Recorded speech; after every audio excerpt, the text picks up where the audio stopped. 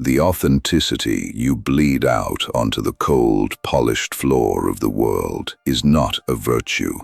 It is a heavy, rusted leash you are eagerly wrapping around your own neck.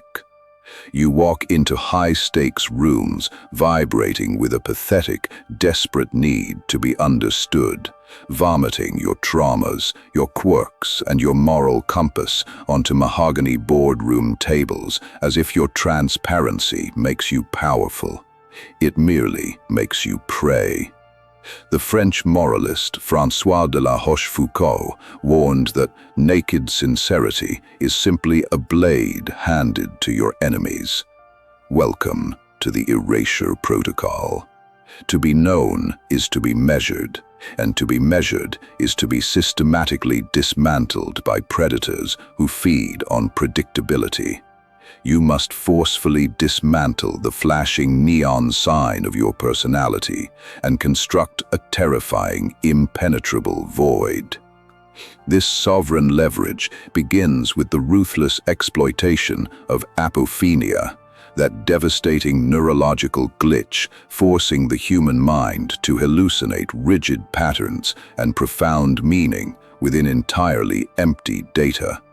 Think of the Rorschach Inkblot. It is a meaningless, chaotic stain of black on paper, yet the observer stares into the dark ink and hallucinates angels, monsters, and violently suppressed desires. When you strip away your defining opinions, your origin story, and your predictable emotional reactions, you become the living embodiment of that dark inkblot. You sit across from an aggressive adversary in a corporate negotiation, offering no nods of agreement, no furrowed brows of concern, no subtle tells. Stripped of the data they need to categorize you, the prey's internal alarms trigger a silent, suffocating panic. Their brain, fundamentally incapable of processing a vacuum, will frantically project its own archetypal fantasies onto your blank canvas just to soothe its escalating anxiety. They will study your unblinking stillness and desperately build a trap for themselves, painting you as the exact savior, tyrant, or mastermind they unconsciously crave. They surrender to a phantom. As the Spanish strategist Baltasar Gracian warned, do not let it be known what your will is, so that it may not be anticipated. Sustaining this void requires the absolute mastery of the social ghost maneuver. As you sit in your meticulously crafted silence, the prey will inevitably attempt to shatter the glass. They will launch sudden, deeply personal questions, trying to force you into a defined shape. They will ask what you truly believe, or who you are beneath the mask. This is the ultimate test of your sovereignty. The amateur panics and offers a genuine answer, destroying the illusion. The architect simply deflects with an unblinking philosophical echo. You look them dead in the eye and reply softly with a psychological riddle. Their exhausted brain, desperate for meaning, will immediately abandon the attack and plunge into the new maze you just built. You remain formless. But a sprawling void alone breeds a feral suspicion. To fully hijack their operational core, you must pull the subliminal strings of transference. Clinical psychologists Susan Anderson and Inga Burke unveiled a devastating loophole, proving that if you mirror just one microscopic behavioral trait of a significant unresolved figure from a target's past, their subconscious will forcefully superimpose that entire entity onto your avatar. You need not invent an alluring identity to conquer them. Identify the ghost that haunts their deep-seated desires and insecurities. Perhaps it is a notoriously brutal former boss who never gave them validation, or a demanding father whose approval they spent a lifetime chasing. Synthesize one calculated fragment of that phantom.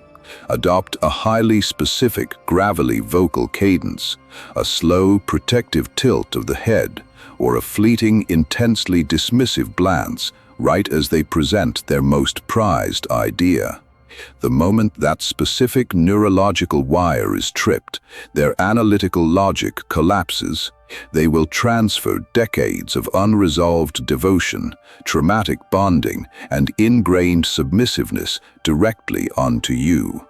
The ultimate execution of power is not actively deceiving the prey, it is constructing the exact environment where they eagerly deceive themselves. You vanish beneath their historical baggage, leaving only the illusion they are desperate to submit to. Once their projection is fully locked in, you must initiate the isolation phase. The greatest threat to the Erasure Protocol is a grounded, objective observer who sees you not as a mysterious savior, but as a cold, manipulative void. You must subtly sever the target's tether to these reality checks. You do not demand they cut off their friends. That is the tactic of a noisy, insecure tyrant.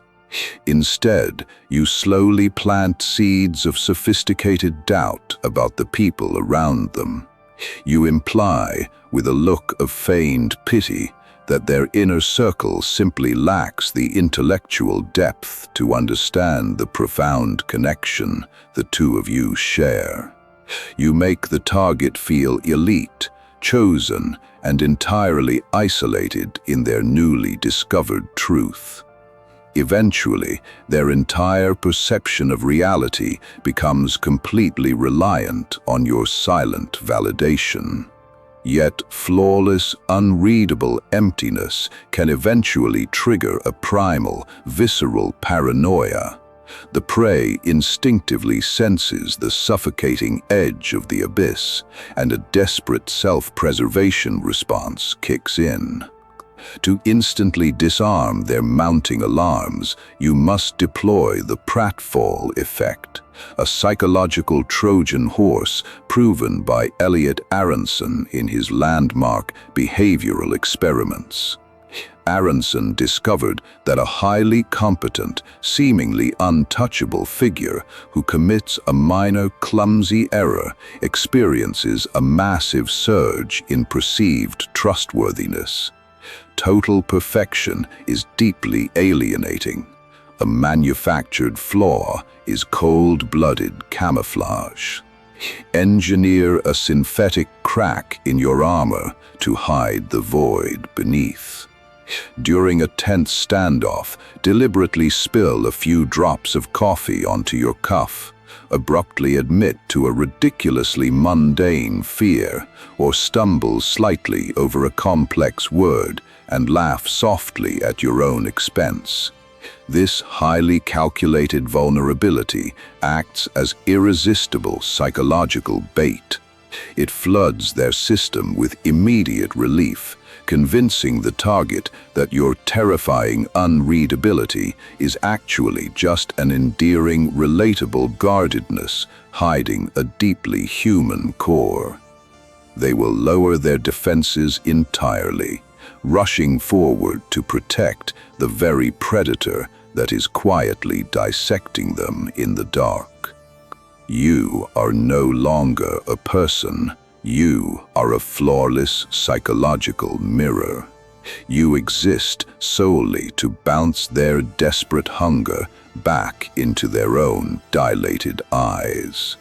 Let the masses exhaust themselves, proving their worth to strangers. Let them beg for validation. You will offer nothing, confirm nothing, and reflect everything. My silence is the mirror. Their projection is the cage. I rule from the abyss.